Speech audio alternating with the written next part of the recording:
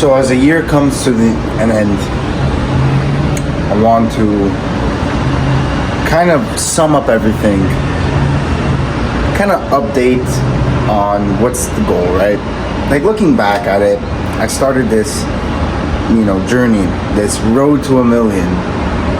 And I remember when I first decided to say road to $1 million, I was kind of scared. I was kind of thinking to myself, $1 million, that's a lot. How long is this gonna take? $1 million.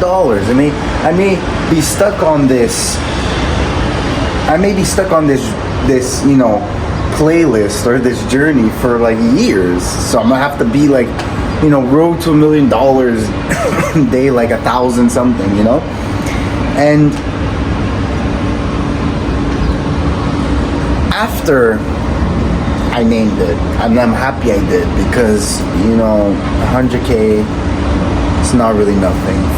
500,000, not really nothing. But $1 million, even $1 million, in the grand scheme of things, it's not much. But for a young 20-year-old, it is definitely something. And obviously, I'm talking about sales, I'm talking about revenue. It's not necessarily profit, but for the people who've been following me, I'm not an idiot. I don't operate under shit margins. Out of the 100 grand plus that I made this year, $70,000 of that portion, I made 30 grand profit. So already I'm sitting at, more than 30% profit margin if you just want to do the quick numbers. But look, I'm not here to flex numbers. I'm here to just state that within the year, it's not even been a year technically, we're at day 300 something. Technically, I count the year at being 365. So, but at the calendar year, it's becoming, it's ending very soon, the calendar year. And I'd like to say, 10% done.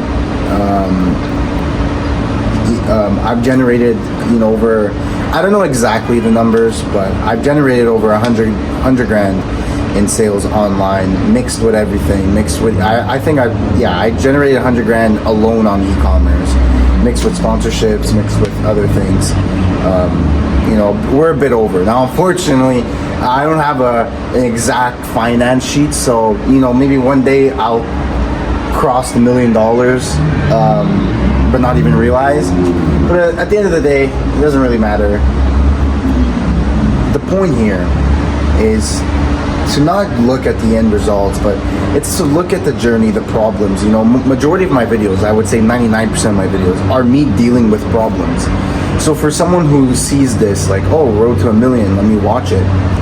It shows the true, authentic journey to get that number. It's not easy.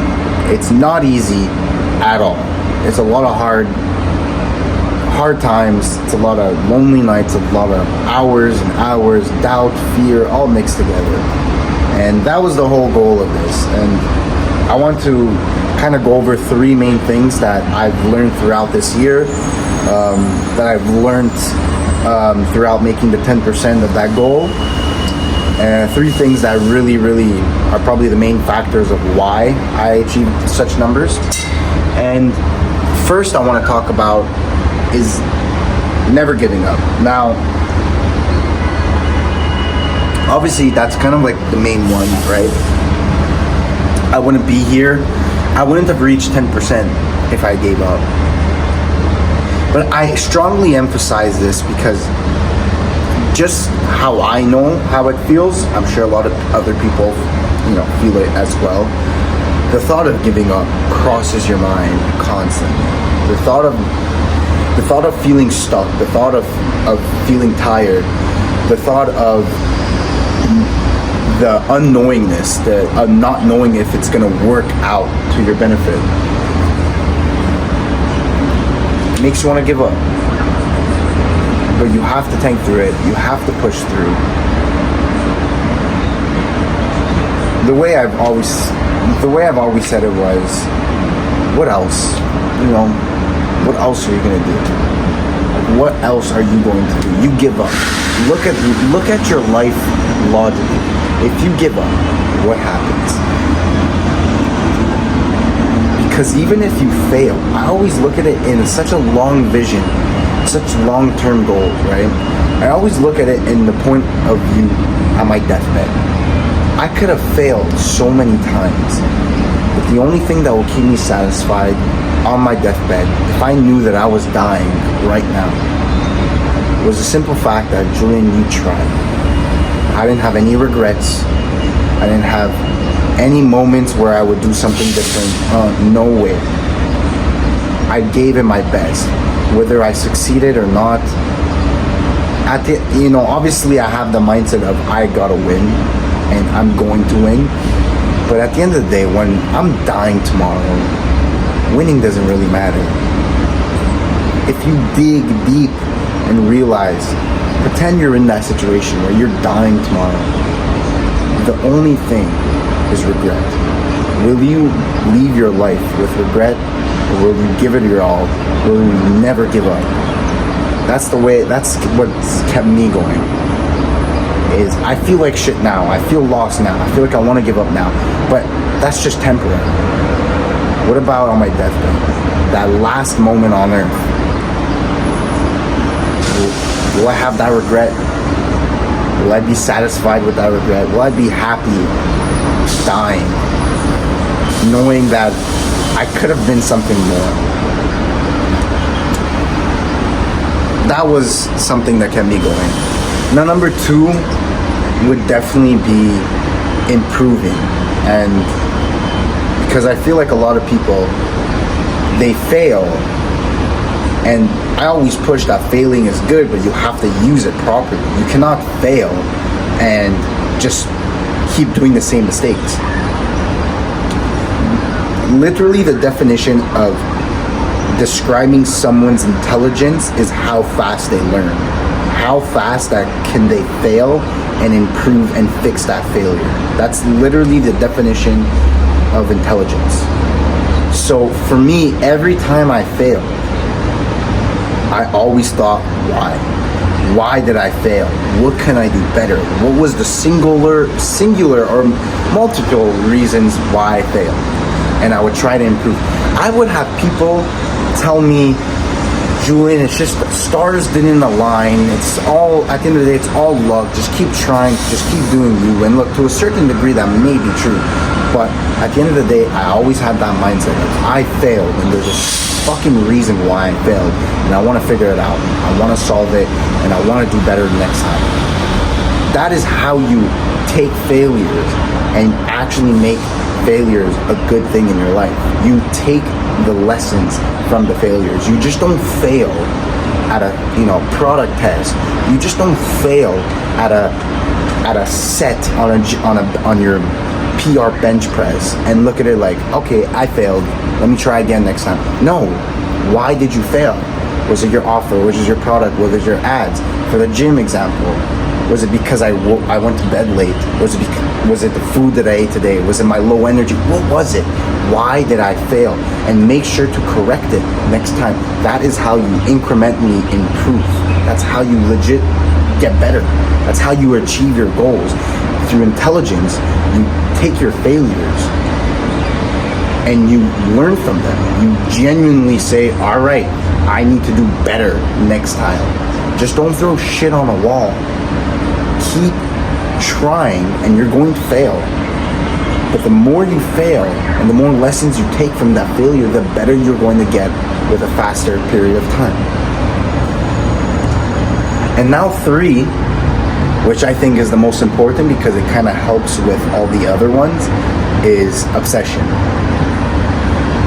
I was probably just like you, who I just saw drop shipping, I saw e-commerce as like a way to make money online.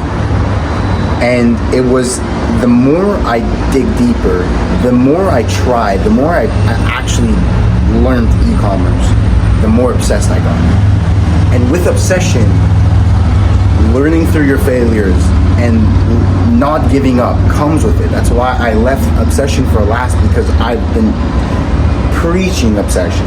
Obsession, you need to be obsessed. You will not. There are big ballers in this game. There are people who've been doing this for decades. There are people who are obsessed. There are people who will die for this shit, okay? If you don't have that grit, no matter how talented you are, no matter how gifted you are, effort will always be talent. I always viewed it like that. And there's so many arguments back and forth, but I was always that person who I was never gifted in anything. I was never talented in anything. I was just a regular fucking Joe Blow, okay? Even in sports, I was never gifted. I was never super good in anything. I was never good in math. I was never good in sports, physically. My whole life, I've been brought up, and my dad has taught me something very important here. Effort always beats talent. Just fucking grind. Just be obsessed. And if you're obsessed and you have nothing else but just obsession alone, you will get there, because obsession will lead to all these other smaller factors that bring you success. But it's obsession alone. Don't just... And it's funny because I mentioned this because now that I've recently seen success, a lot of people are asking me like, oh, Julian, can you teach me all this bullshit, right? And it's like obviously I'm going to teach you because I'm kind, but it's like, I find it bullshit because I know deep down they won't be obsessed, or they've only been interested in starting because they see me getting results, but they never were interested to begin with. They think it's just some side thing that they can do and end up getting the same results I have in even a shorter period of time because I'm guiding them. But no, you will never be, bro, you don't understand. This is the way I see it. I could be wrong. You know, at the beginning, I always thought about it like, okay, making money online, like in your little basement, you know, grinding, get your fucking thousands of dollars. But I see it differently now. E-commerce is a huge category with billions of dollars in place, with dogs, fucking bosses who have thousands of members of teams behind them, who have billions of dollars spent, who've been in the game for decades. And you think a motherfucker like me who just treats this as a side hustle is gonna compete? Fuck no. I need to be more obsessed. I need to want it more. I need to be hungrier. Obsession will always be talent. And my point to you is, if you don't feel like you're obsessed with this game, I'm not saying it's not for you. It didn't come to me right away. Keep trying and keep trying and keep trying, and you'll eventually find this hunger within you. The more you improve, the better you get. You know, you enjoy something, the better you get at it, right? I've never enjoyed e-commerce ever, like, because I've seen better results than I've ever did before.